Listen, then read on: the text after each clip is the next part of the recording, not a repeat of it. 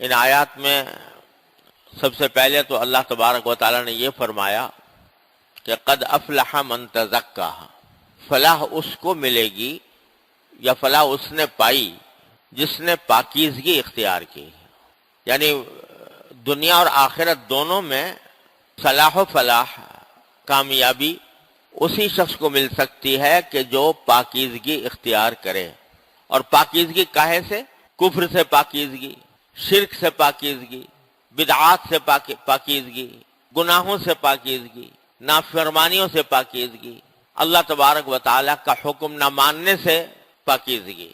جو آدمی اس دنیا میں اللہ تعالیٰ کا حکم مان کر اپنے آپ کو پاک صاف کرے گا اسی کو فلاح نصیب ہوگی.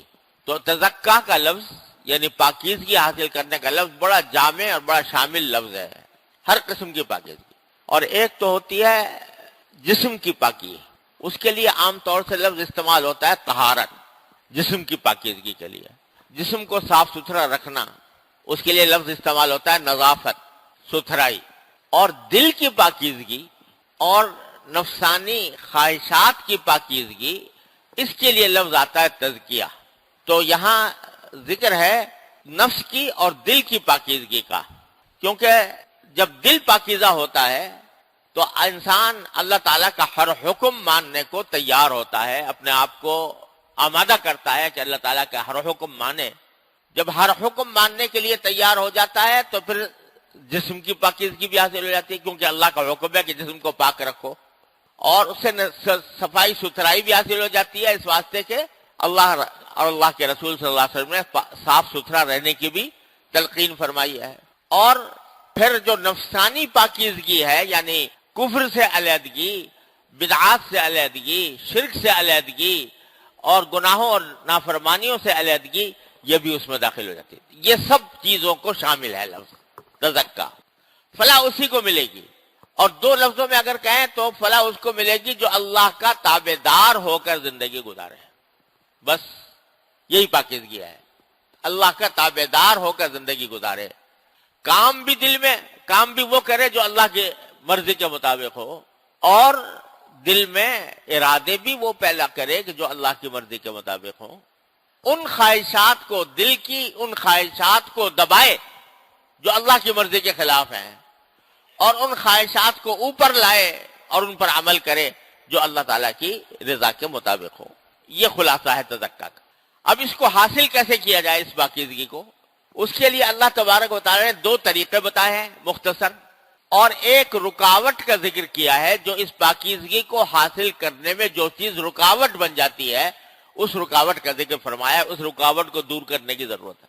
دو طریقے تو یہ بیان فرمائے کہ وَذَكَرَ اسْمَ رَبِّهِ، پہلا طریقہ پاکیزگی حاصل کرنے کا، دل کی پاکیزگی حاصل کرنے کا ایک طریقہ یہ ہے، ایک راستہ یہ ہے کہ اپنے پروردگار کا ذکر کرے، اپنے پروردگار کی یاد دل میں بٹھائے، اللہ تبارک و تعالیٰ کے ذکر کی کثرت کرے.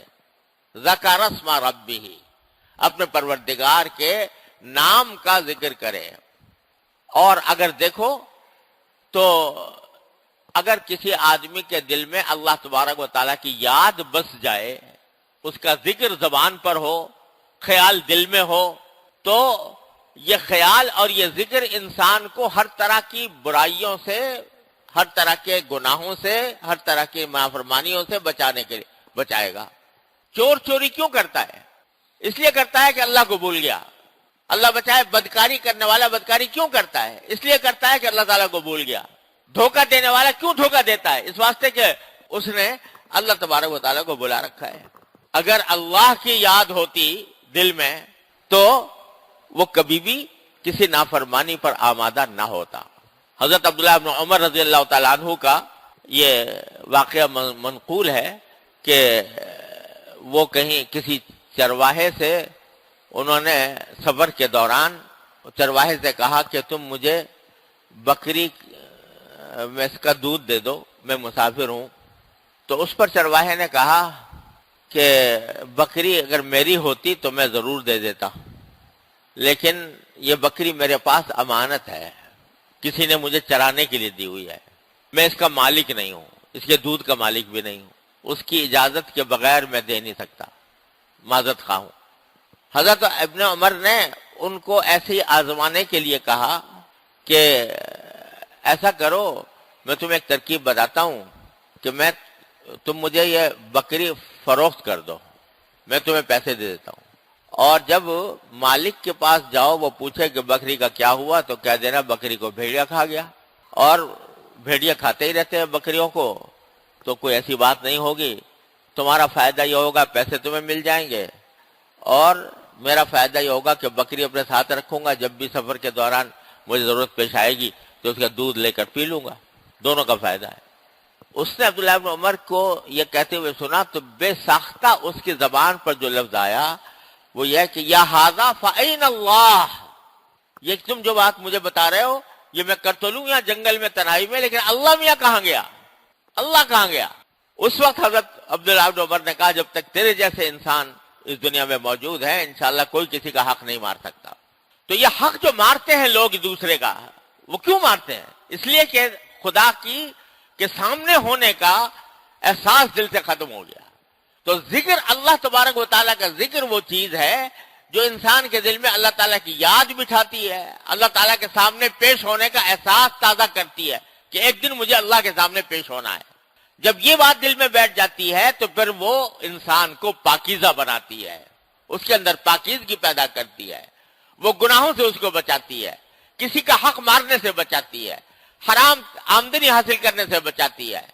تو ذکر اسم ربہ کہہ کر اللہ تبارک و تعالیٰ نے ایک طریقہ یہ بتایا پاکیزہ ہونے کا کہ اللہ کا ذکر کثرت سے کیا کرو، چلتے پھرتے اٹھتے بیٹھتے اللہ تبارک و تعالیٰ کا نام لو۔ آج دیکھو ہم اگر سوچیں تو ہر وقت دل و دماغ پر کچھ نہ کچھ خیالات مسلط رہتے ہیں، بعض ایسے ہیں کہ جن کی تو فوری ضرورت ہوتی ہے، بھئی کہیں جانا ہے تو دیکھنا ہے بھئی کون سی سواری میں بیٹھوں، کیا کروں، کوئی اپنے گھر والوں کے لیے کوئی سودا لانا ہے تو آدمی سوچتا ہے، ضرورت کی بات سوچتا ہے، لیکن اکثر اوقات وہ باتیں دماغ میں گھومتی رہتی ہیں جن کی فوری کوئی ضرورت نہیں، خیالات کا ایک طوفان ہے جو چل رہا ہے، مسلسل چل رہا ہے، وہ خیالات کا ایک طوفان سے کسی انسان کا دماغ خالی نہیں ہر وقت، اور اگر سوچو وہ جو خیالات آ رہے ہیں ان سے کچھ فائدہ پہنچ رہا ہے، اکثر و بیشتر وہ ہوں گے ایسے خیالات جن سے فائدہ کچھ نہیں، ویسے ہی دماغ کے اوپر چکی چل رہی ہے خیالات کی۔ اگر اس خیالات کی رو کا رخ اللہ تعالیٰ کی طرف موڑ دو، اللہ تعالیٰ نے مجھے یہ نعمت عطا فرمائی، اللہ تعالیٰ نے مجھے یہ کرم کام کرا دیا، اللہ تبارک و تعالیٰ نے مجھے یہ فائدہ پہنچا دیا، اس خیالات کا رخ اللہ تبارک و تعالیٰ کی طرف موڑ دو، اور جو اگر کوئی حاجت پیش آتی ہے دل ہی دل میں اللہ تبارک و تعالیٰ سے مانگتے رہو، اللہ تبارک و تعالیٰ کی طرف دھیان رکھو، تو ایک اللہ تعالیٰ کی نعمتوں کا شکر اور ایک اپنی حاجتیں اللہ تبارک و تعالیٰ کے سامنے پیش کرنا، یہ دن رات کا مشغلہ بن جائے، پھر دیکھو کیا سے کیا ہوتا ہے۔ تو اس وقت اللہ تبارک و تعالیٰ کی یاد اور اس کا ذکر دل میں بس جائے گا، جب وہ دل میں بس گیا تو وہ تمہیں گناہوں سے بھی روکے گا، تمہیں معصیتوں سے بھی روکے گا، کسی کا حق مارنے سے بھی روکے گا، اللہ تعالیٰ کے سامنے پیش ہونے کا احساس دل میں جاگزین کرے گا۔ یہ طریقہ بتایا ذکر اسم ربہ۔